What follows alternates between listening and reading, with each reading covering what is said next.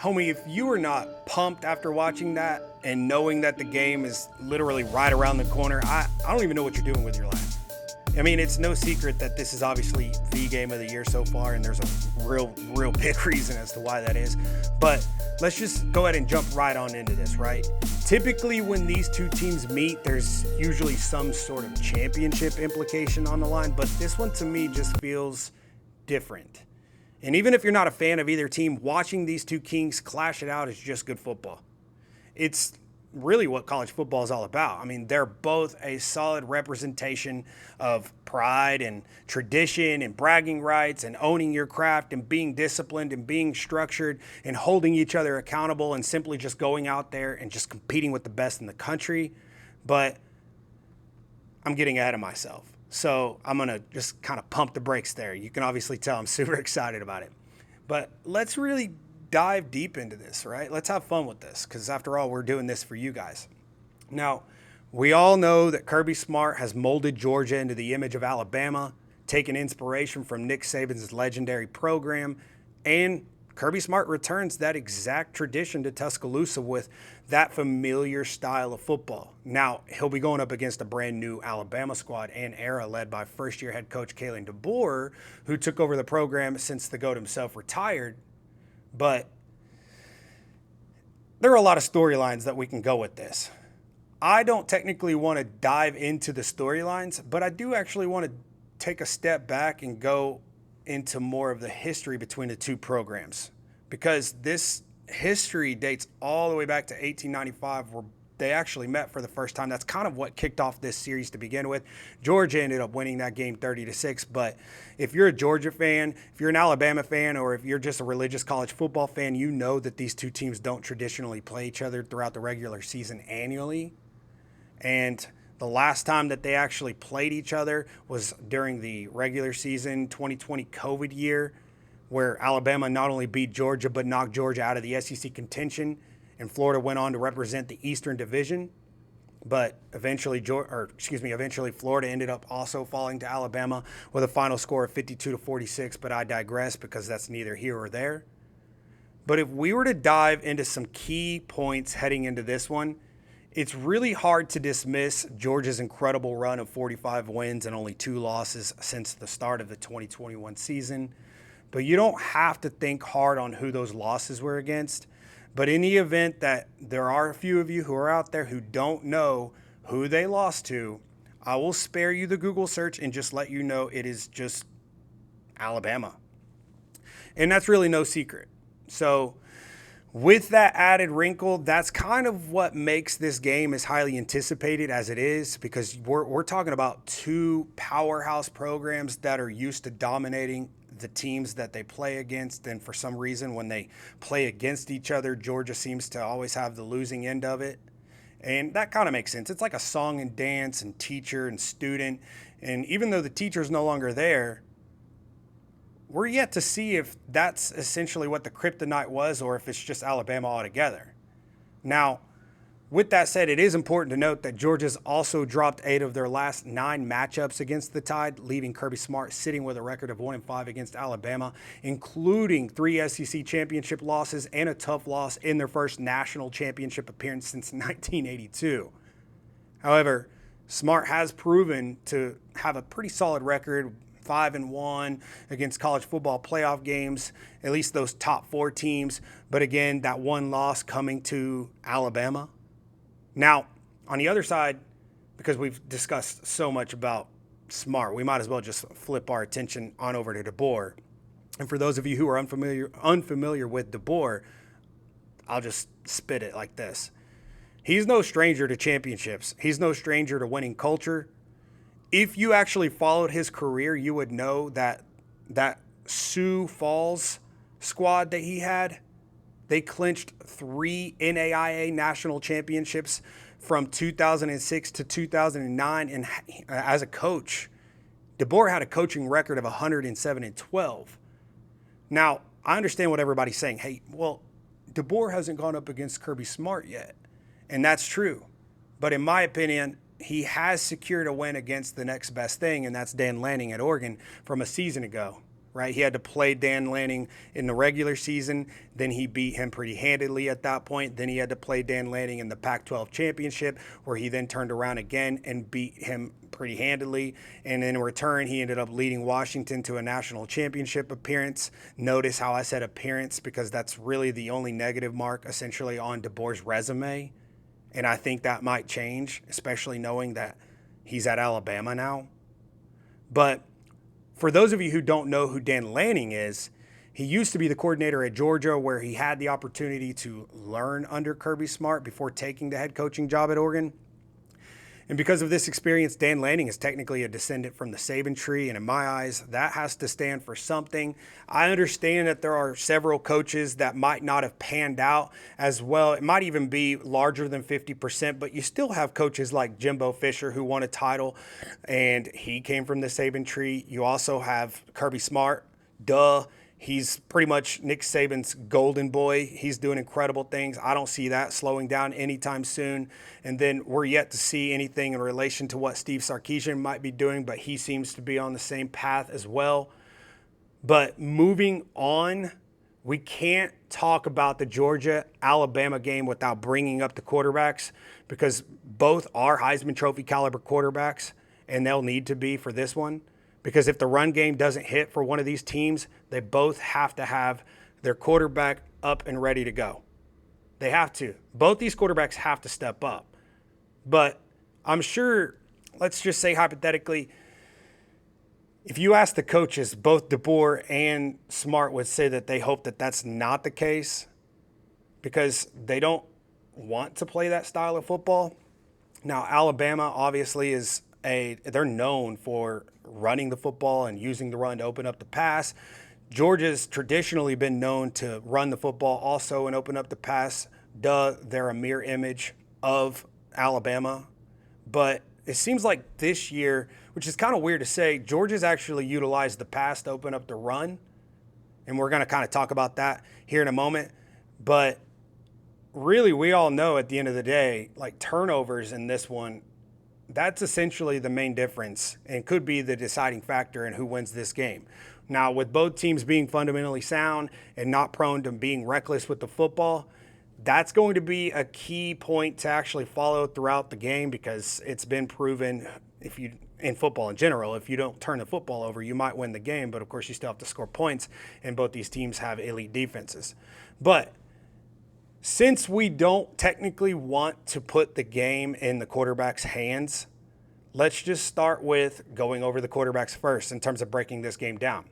Now, Carson Beck, through 3 games, is sitting with a stat line of 68.3 completion percentage, 226 passing yards per game, 7 touchdowns, 0 interceptions, 55 rushing yards, 0 rushing touchdowns. And, of course, Jalen Milroe, on the other hand, is leading the country in explosive plays at the quarterback position and is currently sitting with a stat line of 67.3 completion percentage, 196 passing yards per game, 8 touchdowns, 0 interceptions, 156 rushing yards, 6 rushing touchdowns. That last stat is by far a really, really important piece to this game, in my opinion. I'm not saying that Carson Beck isn't capable of rushing for a touchdown. I've seen that he's more than capable of obviously running the football effectively when he needs to. For the most part, he hasn't needed to, because he's had playmakers or difference makers on the outside. But I'll break that down here a moment, and as to why I'm saying what I'm saying. But just know this, knowing that and shifting our attention to a few team stats here, it's important to note that Georgia's offense currently averages 31.7 points and 402 yards per game, balanced between 256 passing yards and 145 rushing yards. Now, they've also posted 16 plays of 20-plus yards this season. But on the other hand, Alabama's defense is just simply elite. I don't think anybody's doubting that. There's no way to put it other than they're just good, right? So check this out. Alabama's only allowed 8.7 points and 248 total yards per game.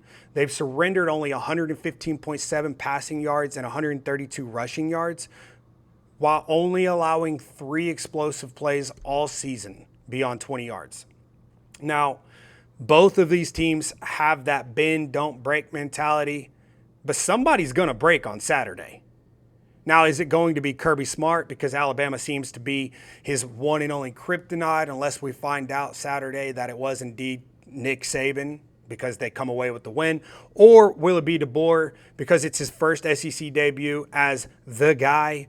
But listen, yo, homie, this is, in my mind, like a coin flip because it's just too hard to tell. Like when these two teams play, like the game, it's just really anything could happen. And I'm thinking explosiveness is kind of where my mind is at. It's not just the turnovers. It has to be explosiveness. If you have two teams that are coming into the game and they want to run the football, they want to establish the run, they want to establish the line of scrimmage, then that's pretty normal for these two programs. Who can generate the explosive play? Because we all know in college football in general, explosiveness on offense or defense or special teams, doesn't really matter where it comes from, as long as it comes from somewhere, is the name of the game. And in my opinion, that's where this game lies heavily. It also lies heavily between the lines of scrimmage because both teams are wanting to come into this one trying to establish the run, but historically when these teams meet, turnovers and explosives are pretty much a must. They're just hard to come by. And playing it safe and just running the football won't win you this game in my mind. I need to see a team who is not afraid to risk it a few times, or a coach that is just being a coach, a player's coach, and he gets his players together and he says something along the lines of, hey, listen, I trust you guys, right? I trust you all. Know your assignment. Play disciplined football, right? You're meant to be here. This is why you come to Alabama. This is why you come to Georgia, to play in big games like this one. And then hand the keys over to your guys and let them go out there and just ball. That's essentially why they're there. Let them go out there and do what they do best, because we're talking about two rosters that will field some of the best athletes in all of college football come Saturday night. Now, with explosives in mind, Georgia has yet to show much explosiveness on offense this season, and that's a bit concerning to me because, one, that's not what we're familiar with. But I'm sure if this will be the game that they finally break that out, then it might be interesting. I'm interested to see who kind of steps up because ever since McConkey left and obviously Brock Bowers, it seems like Georgia's had a hard time finding that go-to player, that difference maker, that one that's going to help them generate that explosive play. Now, it's also worth noting how stout I believe Alabama's defense has looked so far this season. But I wouldn't be shocked if Georgia does shift a few gears and turn the heat up a little bit, knowing how badly Kirby Smart and that team want this one. I mean, that's really all you hear all the time is, we want this one bad. We want this one bad. Historically, not only did Alabama knock Georgia out of the SEC championship game back in 2020, but they also knocked them out of the playoffs last year, and in return, Alabama got in just to lose in the first round. So you know that doesn't sit well in Georgia, in that locker room. Kirby Smart, knowing how competitive he is. So it's just fair to say that Georgia and the Georgia Bulldogs, they just want this one. So with that said, it's just really difficult to kind of pinpoint what exactly will happen when these two teams line it up, because the caliber of athlete on the field is just next level, and the margin for error is even smaller than it usually is. Usually when teams go up against each other, the margin for error, whoever commits the least amount of errors will win the game. But in this one, because the athlete is just so elite, it's going to mean that much more. I mean, it's going to mean that much more to a point to where if one player on either side makes a mistake, it could literally cost their team a chance at winning. Man, talk about a ton of pressure. Like, you have to know your assignment. You have to know what you're doing. If you don't know, you have to ask questions, because you don't want to be that guy. You don't want to be that guy in a game to this magnitude that costs your team a chance at winning the game because you decided to play out of character and undisciplined football. Jeez, I could only imagine. I could only imagine going home in those fan bases.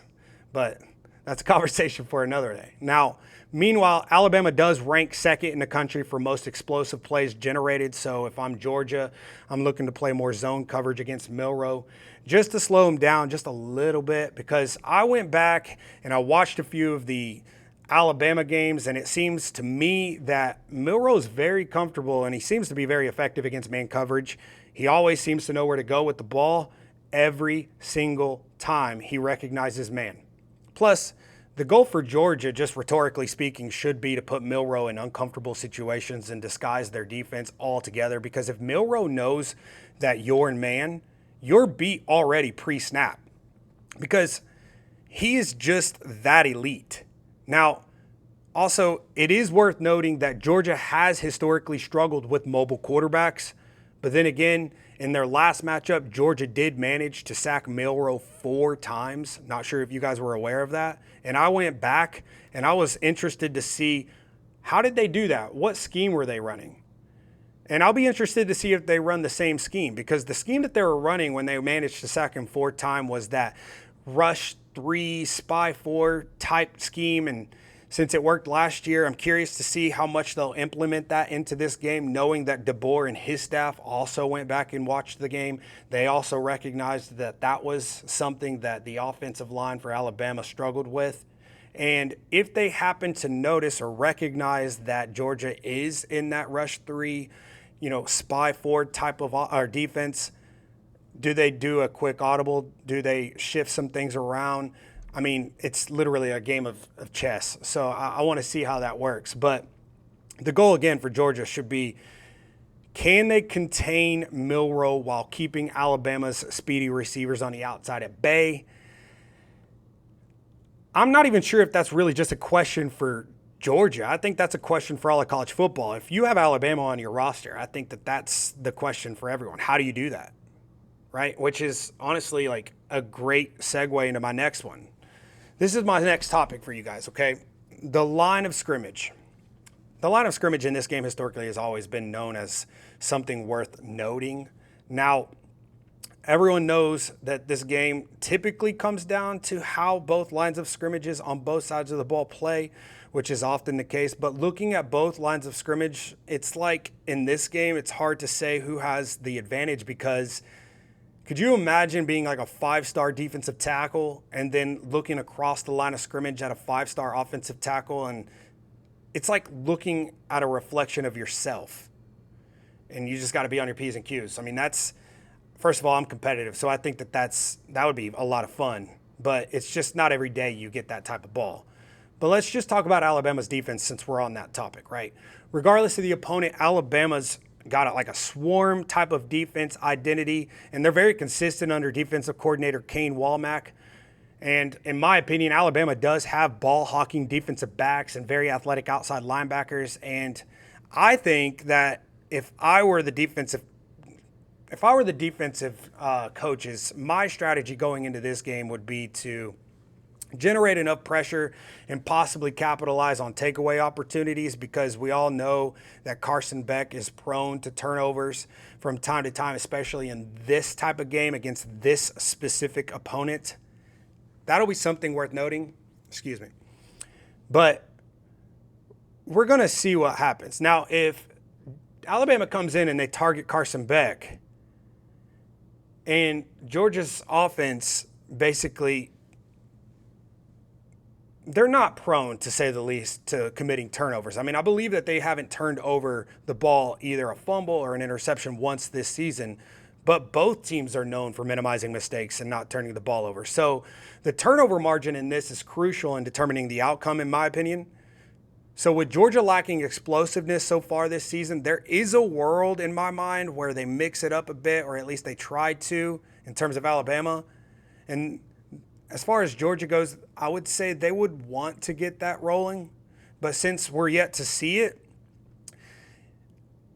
if I'm Alabama, I'm licking my chops. This is exactly what you're hoping for. I mean, it could spell trouble for Georgia, but I also expect Georgia to come out and try and establish the run immediately behind Trevor Etienne, so they don't find themselves in a position to where they have to, or at least they're forced to generate explosive plays. Now, I just mentioned Trevor Etienne. Trevor Etienne, he's a transfer running back from Florida. He's currently leading the team in both plays and yards from scrimmage through the first 3 games. However, without right guard Tate Ratledge due to an ankle sprain, Alabama's defensive line should feel more confident in containing Etienne. Now, I understand not one player on the offensive line is going to essentially determine the outcome of the game, but when you have a defensive line that's 2 to 3 in depth and they're constantly rotating, I'd say that plays a pretty big factor. But it is worth noting that each time Etienne touches the ball, he averages 6.7 yards, meaning if Alabama can limit his effectiveness, it could greatly influence their defensive game plan. If not, Georgia could literally run away with this game and still not generate any explosive plays. I just don't see that happening, though. But something I'll be watching is Alabama's tackle, Caden Proctor, going up against George Michael Williams. Now, watching Georgia football, we all know Michael Williams is more than capable of applying pressure and getting after it. Now, Milrose performed in high-stake situations before, so he's used to evading that defensive rush. But what happens, say hypothetically, Georgia's defense is able to apply pressure, and that does force Milroe into extending the play and kind of running outside of the pocket. And then you obviously have that rush 3, spy 4 defense that Georgia's more than likely going to display at some point throughout the night.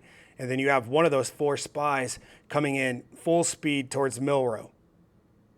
And then Milroe still manages to make something out of nothing, potentially even more explosive plays, because, again, that's what he has a tendency and that's what he's known for doing.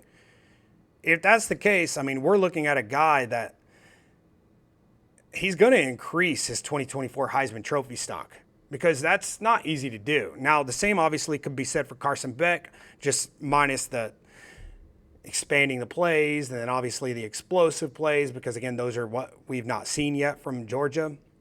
But all eyes essentially will be on Tuscaloosa for this one, and for good reason, which, in my opinion, should be the tone for the rest of the season. It also should send a strong message to the rest of college football saying, listen, if you want to win a national title, you'll need to beat one of us, maybe even 2 of us, depending on the bracket, at the end of the season, because we've actually never seen it. But I'm going to leave you with this, right? With all that said, when the dust finally settles in Tuscaloosa Saturday evening, here's what I got for you. Considering the game is, in fact, in Tuscaloosa, and taking into account Alabama's explosiveness on offense against Georgia's depleted defensive front, I'm thinking Alabama finds more success on the ground and hits more explosive plays. At least they have the quarterback that can elude or evade the pressure and is capable. That's a strong suit. You can ask anybody. You can actually check tape and see that he would much rather run around and throw the ball than just sit in the pocket, because he's not known to be that great at those short to intermediate passes. So I do believe that Alabama is going to be able to generate more explosive plays. Man, it's always just a coin flip for me, but just give me Alabama. Give me Alabama as home underdogs, which that's insane to say in itself. I'll give you a score prediction of 28-24 Bama. I think Bama finds a way to obviously get this done, but, I wouldn't be shocked, obviously, either if Georgia came out of nowhere and won this game either. Or as well, excuse me. But listen, this was such a blast. I love talking Georgia, Alabama with you all. There's no way in hell you guys aren't just as excited as I am. But for now, that's going to wrap up our prediction show on this highly anticipated matchup. So I want to hear from you guys, right? Let me know your thoughts on the game in the comments and who you think will come out on top. Don't forget, though, please, because we are a brand new show, don't forget to like, subscribe, and hit that ring notification for all of our content to be sent to you immediately. We did, again, have our first goal of hitting 100 subscribers. And, again, you guys smashed that. So your all's love is so appreciated. We're so grateful to have you guys tuning in to this show. This is why we do it, for you guys. And our goal moving forward is 1,000 subscribers. And again, we can't do that without you guys. So please go down there, hit that subscribe button, share this content with your boys. This, again, is just essentially a show for football connoisseurs. And that's what we're here for. So all in all, until next time.